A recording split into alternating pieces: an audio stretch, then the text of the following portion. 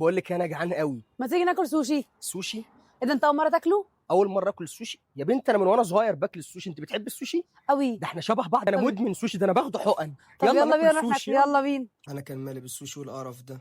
شريف، الصوص ده تحفه بقى ده لما تيجي ده تاكل عسل بيه اسود. السوشي. خد الشوبستيكس.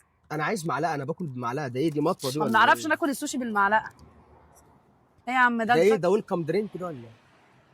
انت بتحب السوشي متاكد؟ يا بنتي بقول لك انا مدمن سوشي، انا باكل السوشي ده من ايام ما كنت 7 سنين في الحضانه. انت عارف ايه اصلا البلد بتاعت السوشي؟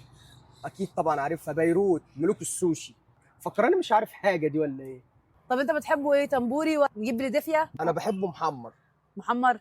ايه ده؟ في سمنه كده، سوشي محمر. سوشي. مساء الخير يا فندم، تحب نطلب ايه؟ عايزه الشريمب نودلز وعاوزه بقى السوشي، وعايزه دايناميك شريمب، وعايزين برضو رو بقى. ايوه حضرتك حابب تطلب ايه يا فندم؟ انا هات لي نفس اللي هي قالته، بزود لي اكسترا طحينه ومخلل توميه. في توميه؟ للاسف لا. يا فندم توميه، ما انا باكل السوشي بتوميه. فندم السوشي معاك اهو. حبيبي يا ملك. العيش يا عم، العيش فين؟ العيش كل مره تنسى العيش يا عم.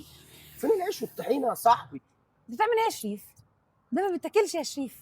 بس انا حل بيستاشيو. بيستاشيو طبعا عفن قوي. بتعرف تاكل بالشوبستيكس؟ اكيد بعرف، بقول لك مدمن سوشي.